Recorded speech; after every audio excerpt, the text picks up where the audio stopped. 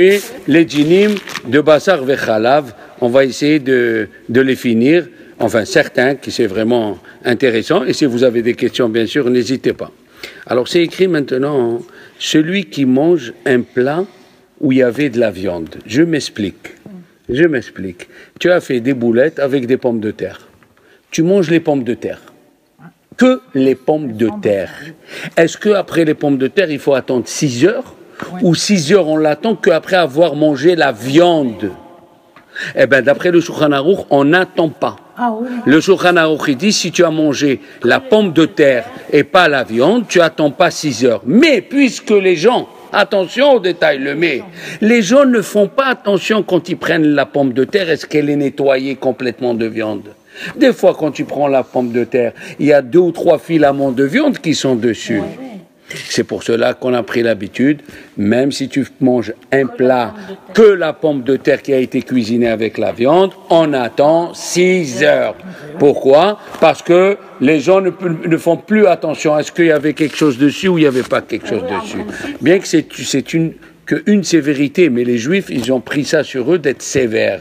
Il n'y a rien à faire. Les Juifs, ils ont pris cette Khumra parce que dans la Gemara de Choulin, la page 111, il y a écrit d'un repas à un autre. C'est quoi un repas et un autre? Voilà tout le dilemme. C'est quoi? Tu peux manger le fromage après la viande d'un repas à un autre. C'est quoi d'un repas à un autre? C'est tout ça, c'est la discussion. Le grand... Alors, Rabbeinu Tam, le petit-fils de Rashi, qui était un rabbin puissant, il s'écrivait avec les Juifs d'Espagne et les Juifs de Fès. Il y a des lettres à lui. Il a dit, juste tu fais Birkat Amazon, tu enlèves tout ce qu'il y a sur la table et tu peux manger le fromage.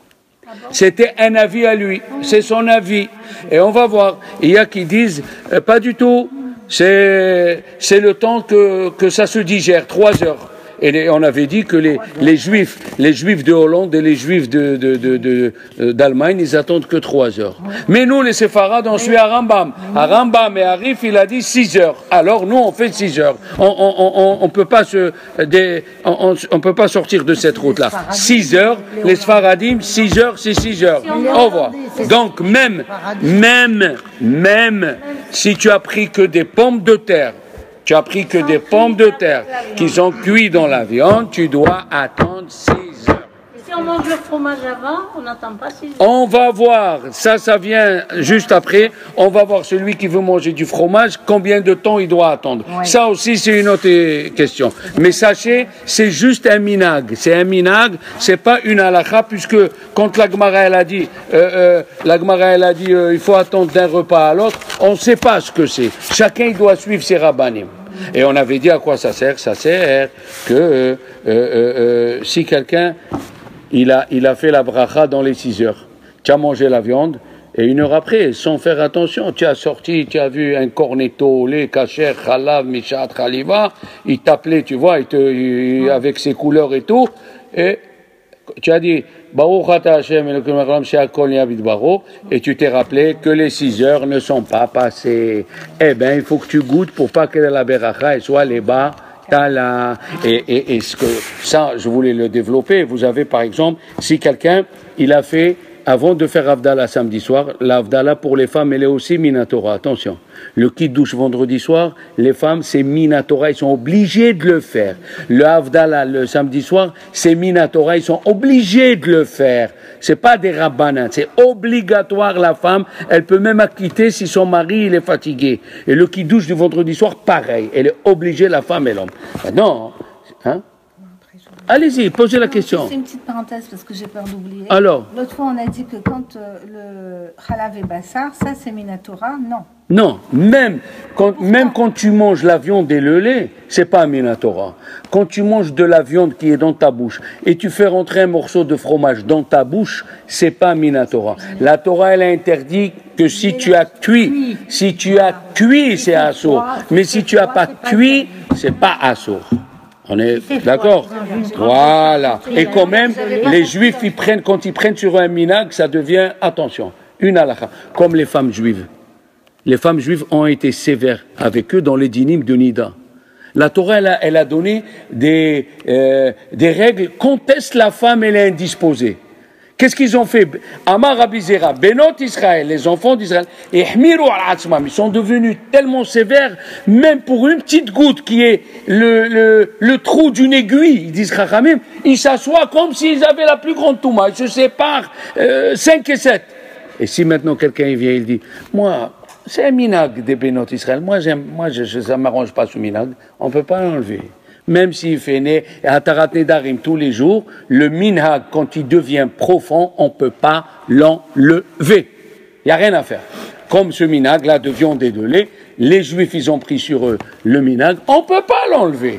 Même, on a dit que pour un malade, pour un malade, c'est 3 heures, 1 heure après. Mais la sévérité de ce minhag, il reste encore. C'est pour ça que le mot minhag, c'est le même mot que Gehinam. La même chose, quand il y a la semaine de Tisha B'Av, on ne mange pas la viande, c'est devenu un minag. C'est un minag qu'on ne peut pas enlever. Parce que la Gemara, elle a dit, quand est-ce assourd de manger la viande? La veille de Tisha B'Av. Mais avant, tu peux manger. Les Juifs, ils ont pris sur eux de ne pas manger la viande depuis Rosh Chodesh Av jusqu'à Tisha B'Av, à part Shabbat. D'accord? Maintenant, si quelqu'un dit, ah non, moi, c'est un minag, moi, il n'y a pas, monsieur. Il a dit à Rashba, et c'était écrit dans le Shulchan Aruch, Aporetz Geder Yenashechenu Nahash. Celui qui casse un minag, un serpent le mordera. Ah, voilà. Le minag, on ne peut pas l'enlever. Donc maintenant, si quelqu'un, voilà tous les, ce qu'on a dit que c'est quand le Issour, la bracha, elle est Asura Minatora, quand tu fais une bracha pour rien. Si tu as fait la bénédiction, dans ces cas-là, je vais les énumérer, parce que moi j'ai énuméré qu'un cas, mais en vérité il y a 8 cas. Si quelqu'un, il a fait une bracha avant de faire Avdallah, on doit faire Avdallah avant de manger, et il s'est trompé, il a dit Baruch Hashem she'akol nהיה bidbaro, il doit boire, pour pas que la bracha, elle soit les batala. La même chose, celui qui a oublié de faire kiddush jusqu'à qu'il a fait un motzi. Il est rentré de la synagogue, il avait très faim, il fait netila, il fait un motzi et il a oublié de faire kiddush. Eh bien, il goûte, il boit un peu pour pas que la bracha soit les batala. La même chose. Si un goy, il amène quelque chose, un non-juif, il amène un petit cadeau à Shabbat ou à Yom Tov, du fruit qu'il a cueilli pendant Shabbat ou pendant Yom Tov. On n'a pas le droit de profiter, mais c'est rien que des rabbanan. Et toi, tu as oublié, tu as fait la bracha. Tu peux goûter pour pas que la bracha soit les batala. La même chose, si quelqu'un, sa femme ou son fils ou lui, il a cuit Shabbat sans faire exprès. Est-ce que on n'a pas le droit de profiter? Si on a cuit sans faire exprès, on attend la sortie de Shabbat. Maintenant, il a fait la bracha. Alors puisqu'il a fait la bracha et la bracha minatora, et ne pas profiter d'un plat qui a été cuit Shabbat, c'est rien que des rabbanan, il goûte. La même chose, celui qui a accepté sur lui de faire un jeûne, il a accepté sur lui de jeûner. C'est des rabbanan. Et le lendemain, il a oublié, il a fait la bracha qui est minatora. Il goûte. La même chose, le 17 Tammuz, c'est le jeûne. Oui, on va voir pourquoi on fait le 17 Tammuz et tout ça. Et alors, il est en train de jeûner, il a pris un verre, il a fait She'akol nהיה bidbaro. Il doit goûter aussi. Il doit goûter.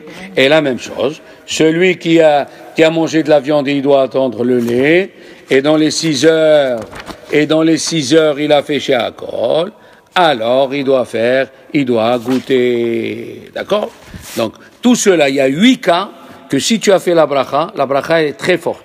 Une fois, ils ont vu Rabbi Ovadia Yosef, il a fait une bracha les batala, Zichron bracha, comme ça c'est écrit dans son livre, il s'est mis dans un coin, il a pleuré.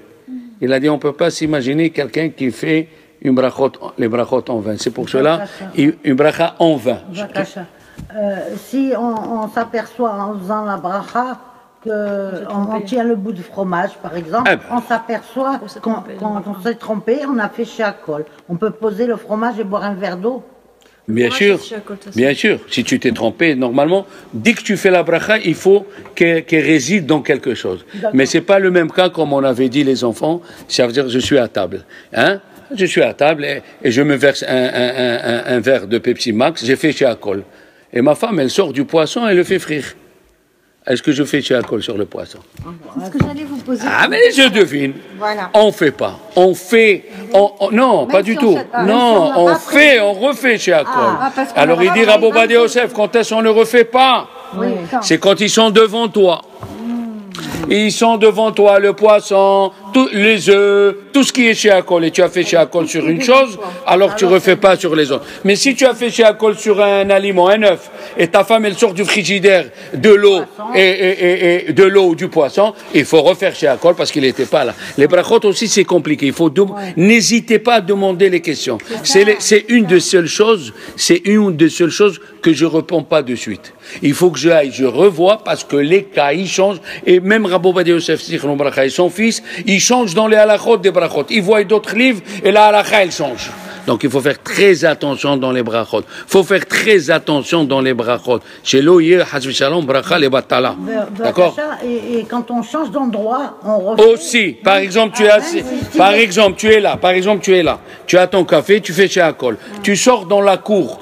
Tu vas dans la cour où tu vas parler à quelqu'un. Quand tu reviens, tu dois refaire Sheakol. Mais par exemple, si tu vas dehors. Qu'est-ce que je viens de dire? Oui. Dès que tu sors de la porte. Je reviens pas. Je vais boire un verre. C'est sûr que tu dois refaire. C'est un autre endroit que tu n'as pas pensé. Si on n'a pas passé, même si, non, dès que tu sors, je t'ai donné la règle. Dès que tu sors d'ici, tu refais la bracha. Que tu reviens ou que tu t'en vas, il faut refaire la bracha. Et il faut faire très attention. Il y a des gens, ils ne sont pas au courant. Ma femme, elle enseigne. Et elle a une copine, et il y a des halachot qu'elle ignorait. Et elle m'a appelé, elle m'a dit, comment vous dites ça à votre femme? Je lui dis, excusez-moi, vous avez tel livre? Elle me dit, oui. Je lui dis, ouvrez tel livre, à telle page.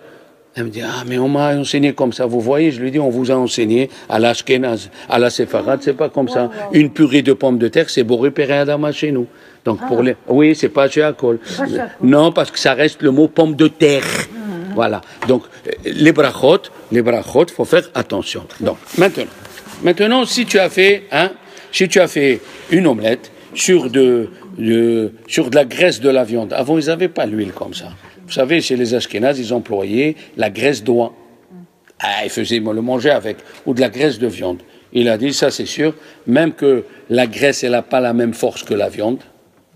Nous allons voir pourquoi. Donc, quel cas n'a pas la même force que la viande? Pour ceux qui retiennent le cours de la semaine dernière, on a dit, si tu mâches de la viande dans ta bouche pour le donner au bébé, que ça soit plus facile à manger si Dieu veut chez toi, pour lui donner plus facile, tu dois attendre 6 heures. Parce qu'il y a 2 raisons pourquoi on attend 6 heures. Ou parce que la viande, elle fait monter, la graisse de la viande, elle monte jusqu'à la bouche, tu as le goût, ou parce que la viande reste entre les dents. Il y a 2 raisons. Et selon une raison ou une autre, on est sévère ou on est tolérant. On prend toujours la sévérité des 2. Quand tu prends par exemple de la graisse d'animal, cachère bien sûr, de la graisse de la poitrine, et tu la mâches, ici tu n'as pas les 2. Ni tu l'as avalé, tu l'as mâché pour le bébé. Par exemple, il est anorexique, le bébé, il faut lui donner des vitamines. Alors, tu as pris un peu de graisse pour la mâcher et lui donner. Ça ne reste pas entre les dents, la graisse elle fond, et tu ne l'as pas avalé. Tu n'es pas obligé d'attendre 6 heures. Voilà la différence. Alors, tu as cru que si tu cuis un œuf dans la graisse de viande, aussi, tu n'attends pas 6 heures. Tu attends 6 heures. Alors, répétez votre question. Alors, la question, elle est, si je sais que je vais changer d'endroit et que je vais quitter la pièce, par exemple, j'ai mangé plusieurs fois un produit, je vais faire Sheakol Niabedaro, est-ce que je la refais à chaque fois, même si j'avais l'intention de manger ailleurs? Cette question, elle a été posée à Rabbo Badia Yosef. Il a écrit dans son livre Yabia Omer, 5e volume, il a écrit là-bas dans les dynimes de Orach Chaim, les Kolelman qu'ils étudient, le matin ou l'après-midi. Et tout le matin, toutes les heures, ils se font un café. Est-ce qu'il faut faire à chaque fois Sheakol ou un Sheakol pour toute la matinée ou pour toute l'après-midi? Il y a, dans les brachot, nous avons une règle qui s'appelle Safek Berachot Leakel. Quand on a un doute dans les brachot, on suit la tolérance. Donc, Carole, si tu es dans la même pièce ou dans la même maison, tu n'es pas sorti dehors. Quand tu fais Sheakol et tu as l'intention de grignoter, comme tu le dis, une seule beracha, comme les avrechim. Une seule beracha pour toute la matinée.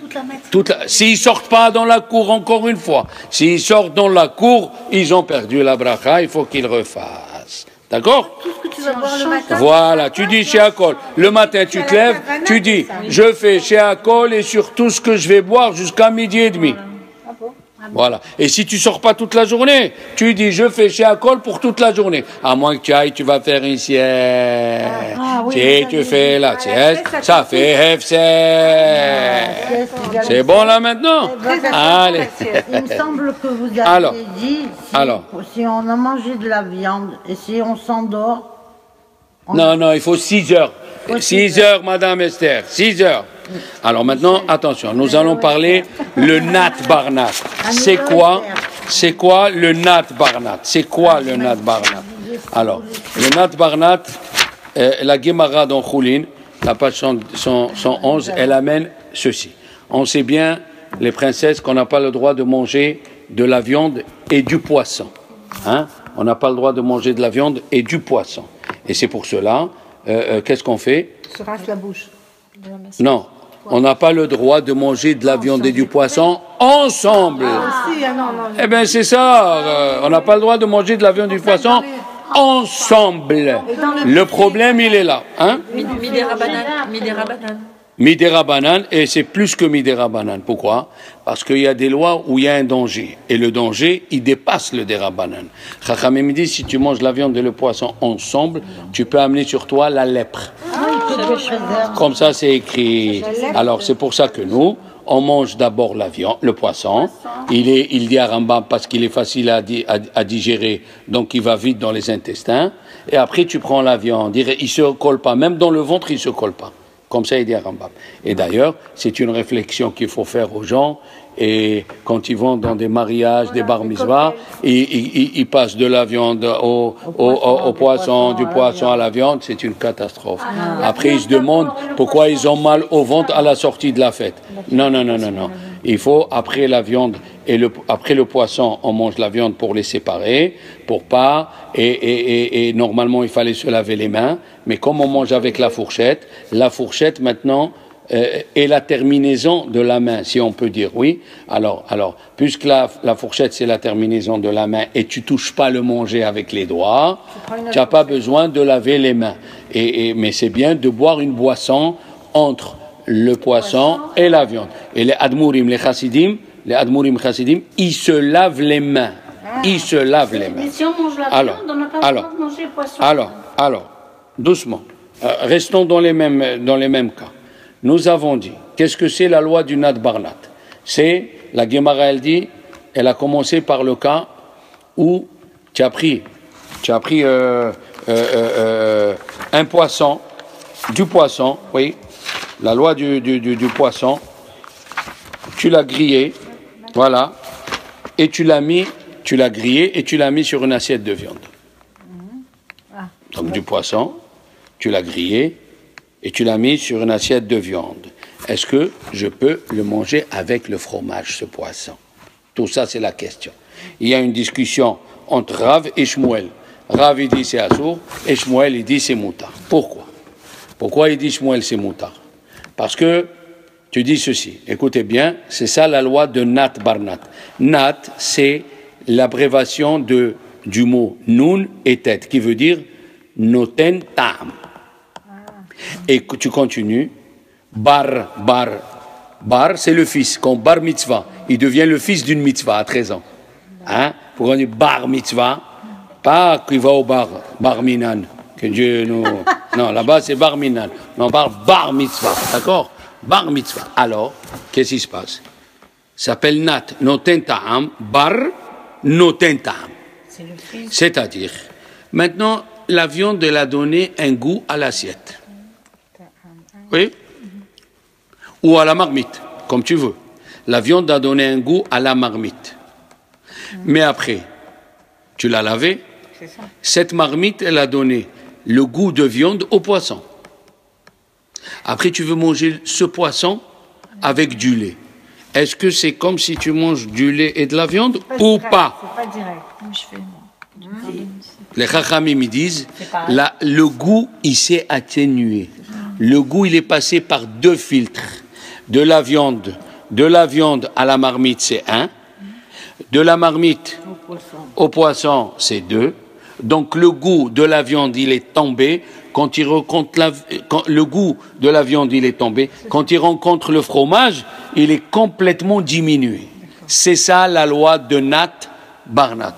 La loi de Nat Barnat, oui, Shmuel, il a dit c'est permis. Donc si tu prends par exemple des pâtes, tu prends des pâtes et tu les as cuits dans une marmite de viande. Tu as cuit la viande à 9 heures. À 9 heures, tu as cuit la viande. Bien sûr, tu as nettoyé la marmite, elle n'est pas sale, et tu as fait des pâtes.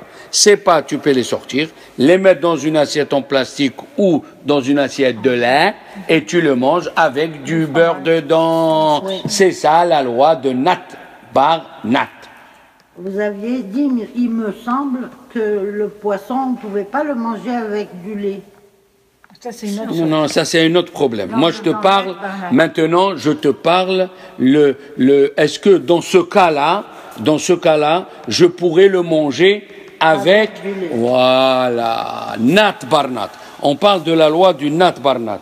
La Gemara, elle a dit, c'est une machloquette, voilà. Il a dit, Rav, il a dit que c'est assour, et Shmuel, il a dit c'est moutard. Pourquoi ça s'appelle Nat Barnat? D'accord? Nat Barnat. Alors, puisque c'est Nat Barnat, ils sont permis. Ils sont permis. Et il y a plusieurs raisons ici, parce que si je vous le donne, Rivam, il a dit, c'est seulement si tu n'as pas cuit. Juste, tu les as posés. Un autre, il a dit, il y a beaucoup de raisons. C'est pas le moment. Il ne faut pas avoir utilisé la casserole pendant 48 heures. Non, pas du tout. Donc, si tu as cuit de la viande, des pâtes dans une marmite de viande, ça s'appelle Nat Barnat et encore des hétéras. Parce que la viande, elle n'était pas interdite. Ouais. La viande, c'est permis. C'est permis. Nat Barnat des hétéras. Alors, si tu as fait des pâtes, tu les as cuits dans une marmite de viande, tu peux les manger avec le lait. Pourquoi? Parce que la viande a donné le goût à la marmite. C'est nat. Non, tintam. Après la marmite, elle a donné le goût aux pâtes. Barnat. Et après, tu peux le manger avec le fromage parce que le goût, il a été diminué. Et c'est d'ailleurs une raison, vous allez comprendre ce que je veux dire. Je vais juste vous ouvrir une petite fenêtre pour que vous compreniez. Le Beth Yosef, il écrit dans les dynimes de Pessah, si tu as cuit de la confiture, tu as fait de la confiture dans une marmite chametz nettoyée, elle est permise à Pessah. Parce que c'est encore Nat Barnat. Tu as pris une marmite, où tu as cuit le matin des pâtes, tu l'as nettoyée comme il faut, elle est nickel. À 2 heures, tu veux faire de la confiture kasher les Pessah. C'est permis. Pourquoi? Parce que le chametz a donné le goût à la marmite. Et la marmite, elle a donné le goût à quoi? À la confiture. Ça s'appelle Nat Barnat des hétéras. Pendant Pessah. Mais moi, qu'est-ce que je suis en train de te dire? On est avant Pessah. Avant Pessah, tu as la loi de Nat Barnat des hétéras. Il y en a qui cuisent des gâteaux dans leur four. Mais c'est ce que je suis en train. Le four, c'est un autre problème. Le four, c'est là-bas. Le chametz, il est plus condensé. Ça, c'est assour. C'est à plus de Nat Barnat ici. Là-bas, le liquide du chametz, il s'est condensé dans les parois. Et ça vient sur le manger. C'est pas du Nat Barnat. C'est du chametz vraiment qui vient. Moi, je te parle du Nat Barnat. C'est juste le goût du chametz. C'est pas le chametz lui-même. Toi, tu parles dans un cas où c'est le chametz lui-même qui va rentrer dans les gâteaux, si tu n'as pas cachérisé le four comme il se doit. Mais si tu as pris une marmite cachère, une marmite chametz, mais elle est propre, et tu as fait de la confiture, ça s'appelle Nat Barnat. Bien qu'à Pessah, on est sévère, ou avant Pessah, le four, il faut savoir le cachériser d'une façon, mais quand c'est Nat Barnat, c'est permis. Tu peux manger cette confiture pendant Pessah. Il n'y a aucun problème. D'accord? Mais attention, si c'est un produit assour, il n'y a pas de Nat Barnat. Par exemple, si un goy qui s'appelle Pierrot, il a cuit à 9 heures du cochon, et il a lavé sa marmite, oui, et il a cuit des pâtes, et tu veux prendre ces pâtes et les manger, tu peux pas. C'est pas Nat Barnat. Pourquoi? Parce que le Nat Barnat, il marche dans quelque chose, dans un produit qui est permis à manger. Par exemple, tu as pris une marmite de viande. C'est quoi cette marmite de viande? C'est une marmite de viande cachère. Ne prends pas, n'associe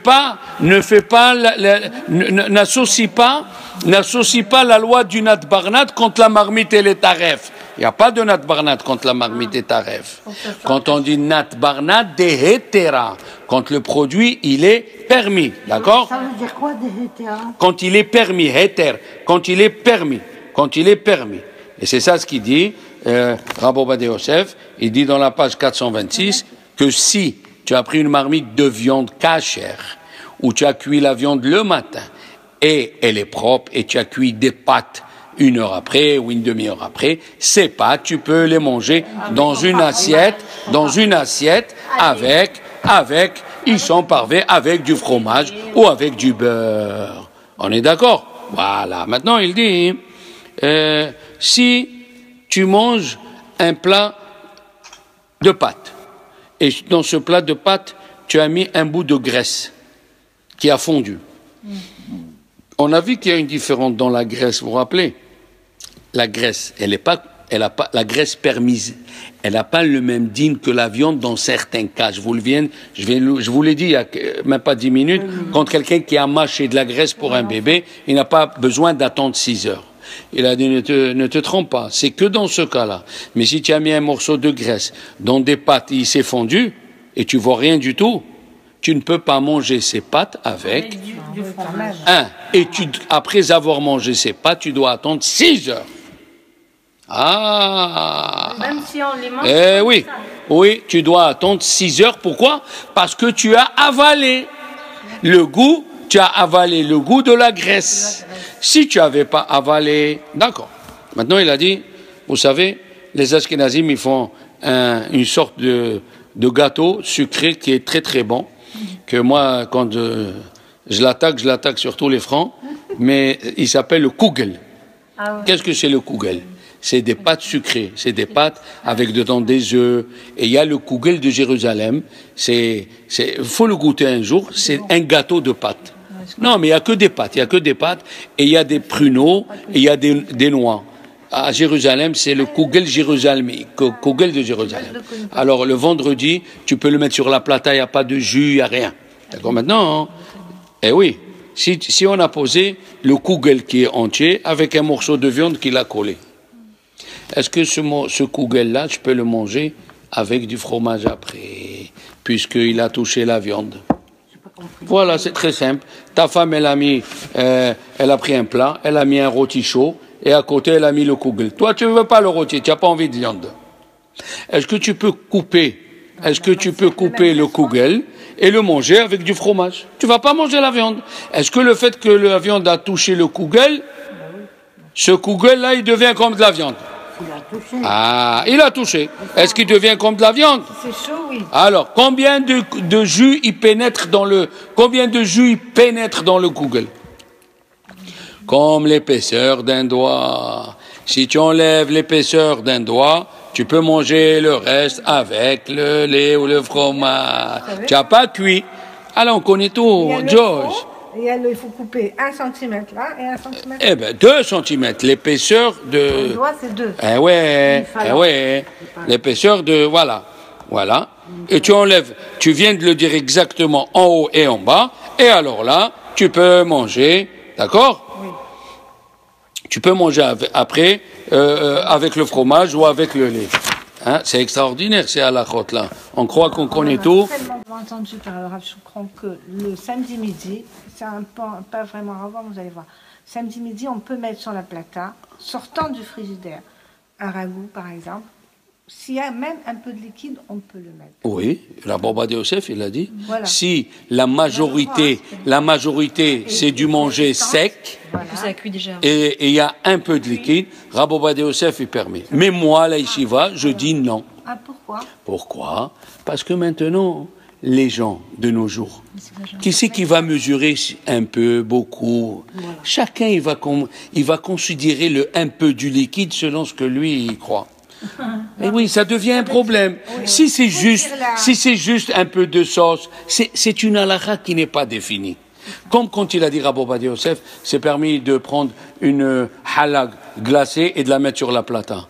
Mais une halal du frigère et de la mettre sur la plata. Mais le problème, il s'est rendu compte que il y avait les cristaux qui est dessus, ils cuisaient. Les gens, ils n'ont pas compris que c'est une halal congelée, ok, sans rien autour. Les gens, ils prenaient une halal et il y avait dessus des cristaux de glace et ils mettaient à chauffer. Et alors, c'est un problème, les dynimes de Shabbat. Il y a des lois qui sont définies et c'est clair. Il y a des lois qui ne sont pas définies. Alors, il faut faire attention. Grave, à Shabbat, on peut manger froid. Il ne faut pas qu'il y ait le givre. Qu'il n'y ait pas d'eau. Bon, alors, les enfants, maintenant, si tu as un plateau, vous savez, maintenant, il y a les plateaux dans l'avion. Ah, les plateaux de l'avion, ils ont des compartiments séparés. Est-ce que je peux mettre fromage, viande? Ils sont séparés. Ils ne se touchent pas. Par exemple, si on te met de la viande dans un... Non, mais attends, on te met de la viande et après on te met du kougl à côté. Ce kougl, donc il n'a pas touché la viande. Tu peux le manger avec le fromage. Ne dis pas, ah, le plateau, il est bassari. Non, le plateau, il ne devient pas bassari. Puisque c'est séparé, voilà. Sans, tu n'as même pas besoin d'enlever l'épaisseur. Tu peux le manger. D'accord? Maintenant, hein, si tu as une marmite de viande, ça peut arriver. Mais normalement, vous devez comprendre. Si j'ai une marmite de viande, elle est en train de cuire, il y a la sauce, hein, il y a les odeurs qui montent. Le manger de Shabbat, qu'il a dit Rabbi Yoshua, Tevalin yeshlanu. Nous avons une épice, ve Shabbat Shema. Elle s'appelle Shabbat. Parce que l'empereur lui a dit, mais pourquoi le manger de Shabbat? Bah, il a dit, Tevalin yeshlanu, ve Shabbat Shema. On a une épice qui s'appelle Shabbat. Tu fais la daf la semaine, elle ne sort pas comme celle de Shabbat, il n'y a rien à faire. Alors, qu'est-ce qui s'est passé? Il s'est passé, tu avais une marmite de viande qui cuisait. Et tu as mis dessus du riz. Tu as mis dessus du riz pour après, si tu veux le manger avec du fromage. Est-ce que tu as le droit? Eh bien, nous dit ici, si tu as mis dessus du riz pour le chauffer, même qu'il y a la vapeur qui monte, bien sûr, moutard de manger après de la viande, du lait avec ce riz-là. Moutard lechol machale chalav miyad leacha, parce que le riz n'a pas touché la viande intérieurement. C'est encore du nat barnat. Mais là, c'est le nat barnat direct. Jusqu'à présent, on a parlé du nat barnat quand il est séparé. Ouais. Mais là, on parle du nat barnat direct. Ça veut dire, il y a le couvercle, tu mets le riz avec un papier alu qui chauffe dessus, ce riz, tu peux le manger avec le fromage. Et tu n'as même pas besoin d'attendre 6 heures après ce riz, d'accord? Voilà, mais appelez-vous bien sûr, même le pain. Bien sûr, même le pain, d'accord? On a dit, si vous vous rappelez l'année dernière, que le pain, si tu as un four à pyrolyse, mais tu n'as pas fait la pyrolyse, tu as fait un rôti et tu n'as pas cachérisé, et tu as fait du pain, ce pain, c'est péché de le manger avec le fromage. C'est ça le problème que tu as soulevé tout à l'heure. C'est pas du nat barnat. Là, c'est du jus qui va pénétrer dans le pain. Comme ça, il dit Rav Moshe Feinstein et Rav Ovadia Yosef, notre four, il est petit, il n'a pas de sortie de fumée. Il n'y a pas. Eh ben, toi, t'es propre dans ta tête, il est propre. C'est dans les parois. Oui, c'est dans les parois. L'épaisseur du paroi, dedans, il y a la vapeur qui s'est condensée. Bien que la halakha, elle est que la vapeur ne tient pas compte dans la halakha, bien que dans la halakha, je redis encore une fois, que la vapeur ne tient pas compte. Par exemple, si tu faisais chauffer une marmite de viande cachère et une marmite de viande taref à côté, Olivier faisait chauffer, et il y a la vapeur qui monte, c'est pas grave. Mais là, quand tu les as fait rentrer dans un four et c'est fermé, et tu ouvres pas la porte au moment où tu cuis le rôti, elle est bien fermée, la zéa, la vapeur, elle se condense et elle reste dedans, il dira Moshe Feinstein. Donc si tu cuis après du pain, 24 heures après ou 48 heures après, ce pain, même une semaine après, le pain, tu peux pas le manger. C'est pour ça que le Dayan à Marseille, et partout d'ailleurs, impose à tous les pâtisseries cachères que le pain, il doit avoir un four parvé. Et pourquoi il ne met pas dans le four où il a fait la viande? La viande, elle est cachère. Et s'il fait la pyrolyse, c'est bon. Non, la pyrolyse, mais il faut changer les plaques. Il faut avoir d'autres plaques. Mais alors on peut jamais manger du pain le matin. Non, il faut pas, tu peux pas manger. Que ceux des boulangeries cachères. Ceux des boulangeries cachères, le four, il est parvé. Mais toi, c'est pas parvé, c'est parement et parvé. Il y a de la viande dedans. Il y a de la viande. Et tu peux pas, il faut cachériser. D'accord? Ou alors tu manges pas ton pain avec du halal. Allah. Attends, tu peux pas, ça veut pas faire. Donc, il faut faire attention. Maintenant, si toi, tu as mangé, si tu as mangé du lait. Du lait, ok? Et après, tu viens faire un thé. Jusqu'ici, il n'y a pas de problème. Mais sans faire attention, tu as pris la fourchette, hein? Tu as mangé du lait. Tu t'es fait un thé, sans faire attention, tu as pris la petite cuillère de viande. Et tu as remué le thé dedans. Est-ce que tu peux le boire, ce thé? Est-ce que la cuillère a donné du goût dans le thé ou pas? Alors vous devez savoir. ou pas? Vous devez savoir. Non. Le goût, il a diminué là. Oui, non, là c'est mieux que Nat Barnat. Là ça s'appelle Keli Sheni. Keli Sheni, énorme vache. Keli Sheni, un deuxième ustensile dans Shabbat. Il n'y a pas cuisson dans Keli Sheni. C'est-à-dire, tu verses de l'eau chaude, du koum-koum, dans un verre, et dans un verre, tu mets de la viande, elle va cuire. Keli Sheni, énorme vache. À part les petits trucs qui cuisent vraiment, par exemple, un œuf, tu peux pas le mettre dans Keli Sheni parce que de suite le blanc est cuit. Ça s'appelle Kalé Abichoul. Ça veut dire les choses qui sont très simples à cuire. Kalé Abichoul. Donc il faut par exemple une tranche très fine de saumon. Et tu le mets dans Keli Sheni, hop, il est cuit. Alors donc, à part les choses qui sont simples, même le thé, il dit Rabbi Ovadia Yosef, les ma'as et comment se conduire, faut pas mettre le thé directement dans Keli Sheni. Il faut faire Keli Shlishi. Comme ça on a dit, et Rav Moshe Feinstein lui il dit, chez lui ils font pas de thé Shabbat parce que ça évite les histoires. D'accord? Alors, tu peux remuer avec cette cuillère. Pourquoi? Parce que Keli Sheni énorme et vache. D'accord? Maintenant, nous allons rentrer celui qui a oublié quoi? Non, la Torah. Elle est très belle, notre Mais on a de quoi étudier 1000 ans. On n'a même pas le temps de voir les bouquins, ni les infos, ni rien. Il y a tout dedans, il y a tout. Shabbat, je leur ai parlé, une partie, un jour, on fera de la magie qu'il y a dans la Torah, des guémarotes qui parlent de la magie, est-ce que c'est une bonne magie, est-ce que c'est bien, c'est pas bien. Vous allez vous étonner. Un jour, on attaquera ça. Maintenant, il a dit, d'après la halakha, c'est permis de manger de la viande après le fromage. D'après la halakha, seulement, il faut faire hadaha, il faut se laver la bouche, quinoa, il faut manger des fruits ou du pain, et il faut voir les mains s'ils sont sales ou non. D'après l'essentiel de la halakha, après avoir mangé du fromage, tu peux manger la viande si tu as fait quinoa et hadaha. Alors, comme on mange avec des... Hadaha, il faut rincer la bouche. Quinoa, il faut nettoyer. On va voir que c'est pas tout qui nettoie la bouche. Hein. On va voir si tu prends un manger, que d'après, par exemple, tu prends des dattes, ça nettoie pas la bouche. Tu manges des dattes entre le fromage, ça colle, mais ça nettoie pas. Il faut quelque chose qui va un peu chercher entre les dents. D'accord? On va voir. Maintenant, une halakha intéressante. Celui qui a mangé du fromage dans les 6 heures de la viande. Ça veut dire que tu as mangé la viande à midi et après tu veux manger du fromage. Pas tu veux. Tu dois attendre 6 heures. Tu as oublié et tu as mangé du fromage. Est-ce que tu dois faire tes chouvas? Tu dois jeûner? Tu dois faire quoi? Tu dois donner de la tzedaka? Il a dit, il faut rien faire. C'est même pas un issour des rabbanan, c'est un minag. Un minag, quand on le transgresse sans faire exprès, on fait rien du tout. Vous avez compris? Quand c'est un issour des rabbanan, encore, si tu l'as pas fait exprès, le chavodat, alavat shalom, il a dit dans le Nitivot HaMishpat, même pas tu fais teshuva. C'est quand tu fais un issour des rabbanan bémizid. Et quand tu fais un issour Torah, péchogeg, sans faire exprès, là il faut faire teshuva. Pourquoi? Parce que tu as ouvert la porte. C'est même que tu l'as pas fait exprès, tu as ouvert la porte. Tu comprends? Par exemple, dehors de la rue, il y a des mauvaises odeurs. Exemple. Et tu dis, laissez la porte ouverte. Et un, sans faire attention, il jouait, il a ouvert la porte. Mais il n'a pas fait exprès, tu l'as vu. Il n'a pas fait exprès. Mais maintenant, la mauvaise odeur, elle est rentrée. C'est ça.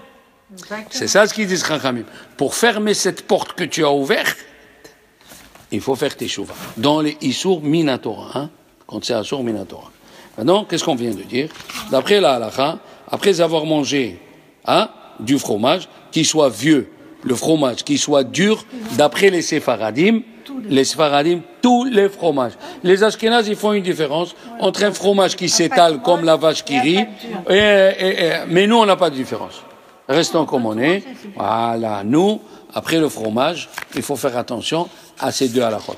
Nettoyer la bouche, boire une boisson et regarder si tes mains ils sont propres.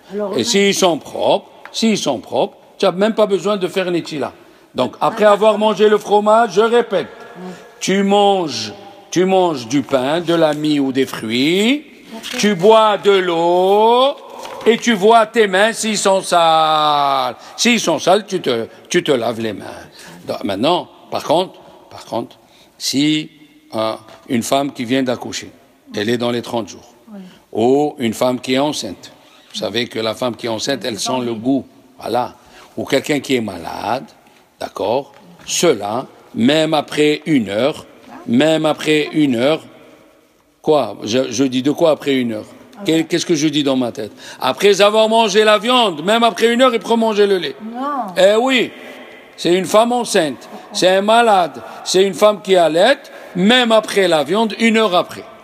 D'accord? Oui, ils n'ont pas besoin d'attendre. Maintenant, même les Ashkénazim qui attendent entre le fromage et la viande, les Ashkénazim ils disent que si c'est du fromage dur, il faut que tu attendes une heure. Les Ashkénazim ils disent, si c'est du fromage dur, tu dois attendre une heure pour manger la viande. Eh bien, dans le cas où la femme elle est enceinte, dans le cas où la femme elle allait, dans le cas où c'est un malade, ça suffit qu'il rince la bouche, qu'il mange un fruit ou du pain, et qu'il voit ses mains et qu'il mange de suite. Les Chachamim, ils n'ont pas mis leur halachot quand quelqu'un est fatigué ou que quelqu'un est pas bien. D'accord? Maintenant, on a dit qu'il faut manger du pain ou des fruits, mais tu peux pas, par exemple, mettre de la farine, des légumes ou des dattes. De la farine, des légumes, de la farine grillée, ou des dattes, ou des légumes ne servent pas à nettoyer.